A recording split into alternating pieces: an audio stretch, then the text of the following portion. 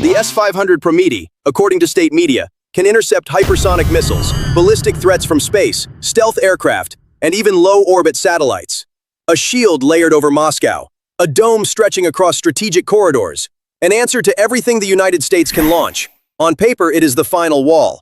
But during a classified penetration evaluation, a single B-21 radar profile was modeled against that wall. The result was not dramatic. No explosions, no missile launches, no warning sirens, just silence on the radar scope. And that silence exposed something far more dangerous than a failed intercept. Because if a next-generation bomber can enter the engagement zone without triggering fire control lock, then the system is not a shield. It is a sensor network with blind geometry. Russia claims the S-500 defeats all U.S. missiles. But what happens when the threat is not a missile at all? We will come back to that. First, the architecture of the wall. Modern air defense is not one radar and one missile. It is a layered kill web. Detection radar, tracking radar, fire control radar, command node, interceptor battery. Each layer must function in sequence. If one breaks, the chain collapses. Russia's integrated air defense system, built over decades, combines legacy systems like the S-300 and S-400 with the newer S-500 architecture. The S-500's advertised engagement envelope reaches 600 kilometers detection range, 500 kilometers engagement potential, 200 kilometers altitude intercept. On paper, it threatens ballistic missiles in mid-course, hypersonic glide vehicles, stealth aircraft, strategic bombers. The doctrine is anti-access area denial, A2AD.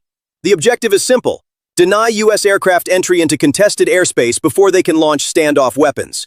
Geography amplifies this doctrine. Kaliningrad, Crimea, Western Military District corridors, each positioned to project overlapping radar coverage across NATO air approaches. But here is the strategic tension. Air defense range numbers mean nothing without sensor resolution.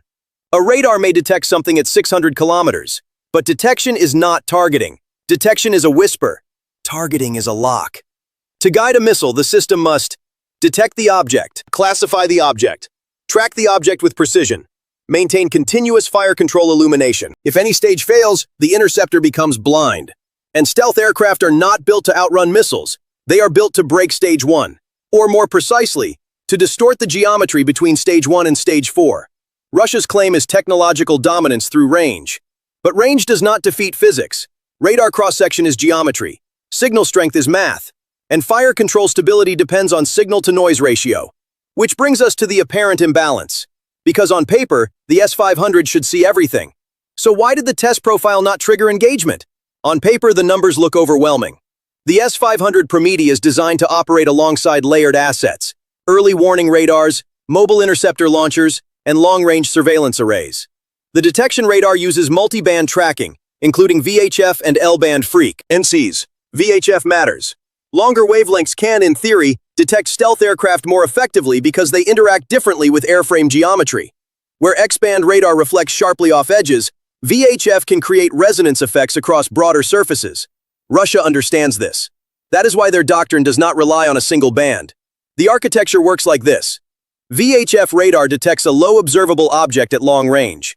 UHF and L-band refine the track. X-band fire control radar locks for missile guidance. Layered frequency fusion. In theory, this closes the stealth gap. Then comes the missile envelope. The S-500 reportedly employs interceptors capable of engaging targets at Mach 14+, with exo-atmospheric reach. Even if detection is late, engagement speed compensates, and the cost asymmetry appears dangerous. One B-21 radar costs roughly $700 million per airframe. An interceptor missile costs a fraction of that. If the radar sees it, even once, the exchange ratio favors the defender. One lock, one launch, one strategic loss. That is the narrative. Add geography. Russia does not need global coverage. It needs corridor denial, fixed strategic zones, known air approach vectors. Air defense operators train for predictable ingress routes. And here is where the psychological confidence forms. If you can detect stealth at 300 kilometers, if your interceptors outrun everything, if your radar network overlaps, then nothing enters. So here is the tactical question. If you were defending with this architecture, would you rely on long-range intercept or push engagement closer where tracking resolution improves? Your call. Because what happened next did not involve speed, it involved geometry. The B-21 radar was not designed to outrun air defense. It was designed to break the kill chain before it forms. Stealth is not invisibility. It is signal distortion. Radar returns are governed by a simple relationship. Reflected power depends on surface geometry, edge alignment, material absorption, angle of incidence. Older stealth platforms optimized primarily for X-band radar, high-frequency fire control systems. The B-21 shifts the equation. Broadband signature reduction. That means shaping and materials optimized across multiple frequency bands, not just high-frequency targeting radars. Geometry becomes smoother. Edge alignment becomes continuous. Panel seams aligned to reduce diffraction spikes. Engine inlets bury deeper to limit direct radar line of sight. But shaping alone is not enough. Material science closes the loop. Radar-absorbent materials now function across wider bandwidth ranges, reducing return amplitude before signal fusion can refine tracking. And here is the reassurance. The B-21 does not operate alone. It operates inside a network. Electronic warfare platforms degrade radar signal clarity. Cyber tools disrupt sensor fusion reliability. Space-based ISR feeds route optimization data in real time. Stealth is not a trick. It is a systems integration strategy. If VHF detects a vague anomaly but cannot classify it, if L-band receives noise instead of resolution, if X-band never acquires fire control stability, then the interceptor never launches. This is not about beating a missile in flight. It is about preventing the missile from existing in the first place. And in one controlled penetration simulation, that chain never closed. The penetration profile did not test speed. It tested the kill chain, detection, tracking, fire control, launch authorization. Each stage was modeled against a realistic engagement corridor defended by the S-500 Prometey layered with legacy S-400 batteries. At long range, VHF radar did register an anomaly. But anomaly is not identity. Long wavelength radar provides coarse resolution.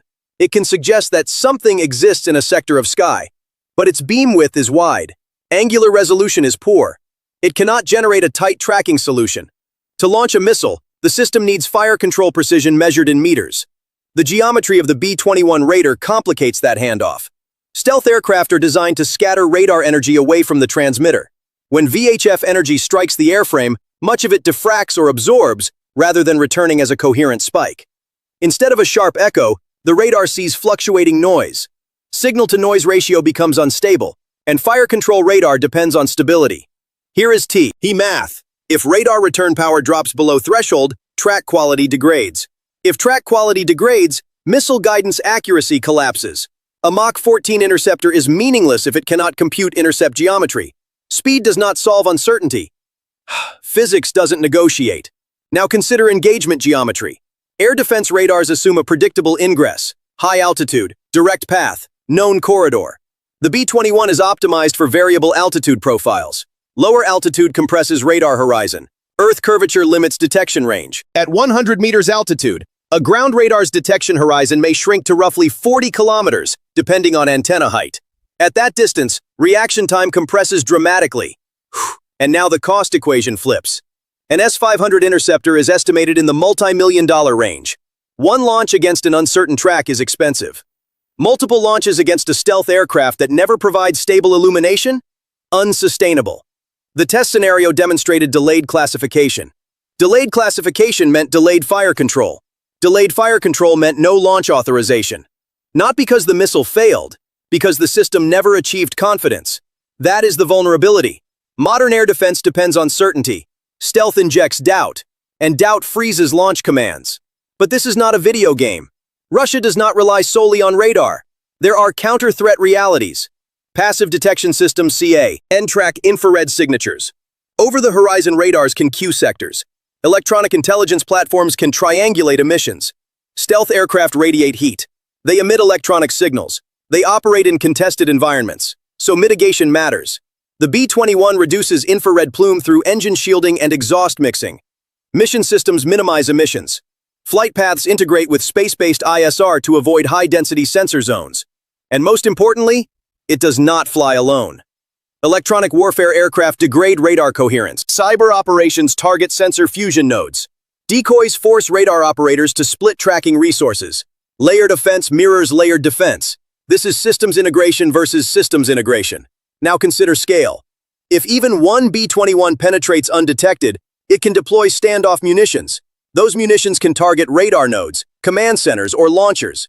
Destroy the sensor. Collapse the network. Once the first hole opens, subsequent aircraft operate in degraded airspace. Air defense is strongest before the first breach. The penetration test revealed something critical. The S-500's strength lies in range and missile velocity. Its vulnerability lies in classification reliability against broadband stealth geometry. Would you attempt to overwhelm this network with mass cruise missiles? Or send a small number of low observable penetrators to dismantle it from inside?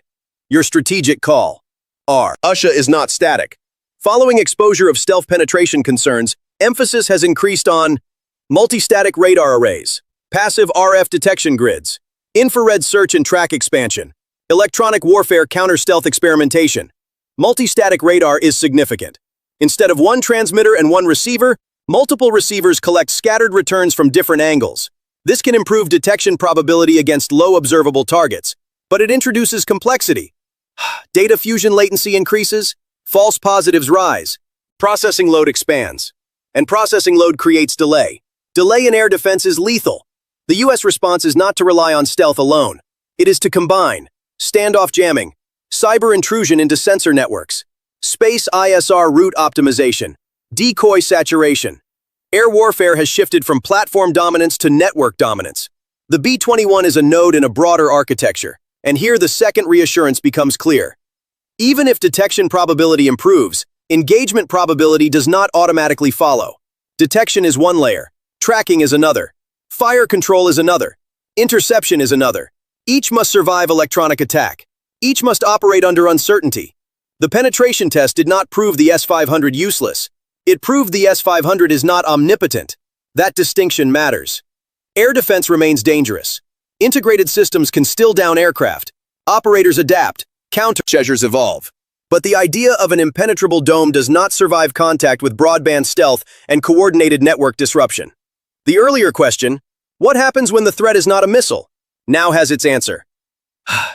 Missile defense optimized for ballistic trajectories faces a different geometry when the platform is a maneuvering, low-observable, network-integrated penetrator. The wall was built for speed and altitude. The B-21 exploited doubt and horizon. The claim was absolute. The sky is closed. But absolute claims fail under engineering scrutiny. The S-500 Prometey remains one of the most advanced surface-to-air architectures ever fielded. Its interceptor velocity is real. Its detection range is formidable. Its layered doctrine is disciplined. But range is not resolution. Speed is not certainty, and interception is not guaranteed without fire control stability. The B-21 Raider did not defeat the system through brute force. It exploited geometry. It manipulated signal return. It injected ambiguity into radar fusion. And ambiguity in air defense is paralysis. Future warfare will not be decided by who claims the longest engagement envelope. It will be decided by who controls the confidence threshold. Because modern missile systems do not launch on suspicion. They launch on validated tracks. If stealth reduces validation probability, the missile remains in its tube. And once even a single penetrator survives entry, the balance shifts. Standoff weapons dismantle radar nodes. Electronic warfare degrades coordination. Subsequent waves face fractured defenses. Air superiority is rarely lost in one dramatic exchange. It erodes through system disruption. This is the larger lesson. No defense network is invincible. No aircraft is untouchable. But systems integration, sensor management, electronic warfare layering, route optimization, cost discipline, determines which side adapts faster. Russia will refine multi-static arrays, expand passive detection, harden command nodes. The contest continues. But the myth of total denial does not survive broadband stealth geometry and networked penetration doctrine. If future air warfare becomes a contest between mass missile batteries and low observable network nodes, which side wins the long game? Volume or validation control? If you analyze warfare through physics instead of headlines, subscribe. This channel examines the math behind dominance. The sky is never truly closed. It is negotiated by signal strength, processing latency, and decision confidence. And in that negotiation, engineering decides.